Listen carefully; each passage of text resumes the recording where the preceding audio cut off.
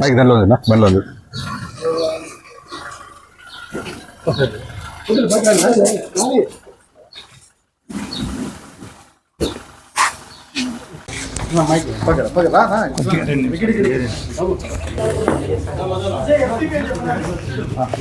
విజయవాడ పోలీసులు మాజీ ఎంపీ గోరింక మాధవ్కు విచారణ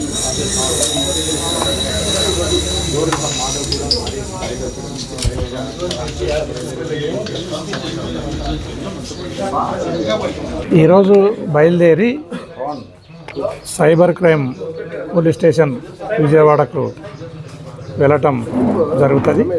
జరిగి విజయవాడ పోలీసుకు ఎవరైతే కేసును రిజిస్టర్ చేసినారో ఆ ఇన్వెస్టిగేషన్ ఆఫీసర్కు సహకరిస్తానని సందర్భంగా తెలియజేస్తున్నాను. ఈరోజు బయలుదేరుతాను.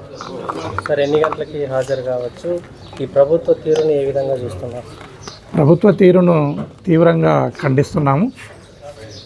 ఈ ప్రభుత్వము తప్పుడు కేసులు, అక్రమ అరెస్టులతో ముందుకు పోతుంది. దీన్ని వైఎస్ఆర్ కాంగ్రెస్ పార్టీ కాదు, యావత్ రాష్ట్ర ప్రజలు కూడా దీన్ని తీవ్రంగా వ్యతిరేకిస్తున్నారు, ఖండిస్తున్నారు. ఖచ్చితంగా దీనికి తగిన మూల్యం ఈ కూటమి ప్రభుత్వం చెల్లించుకోక తప్పదనేది తెలియజేస్తుంది.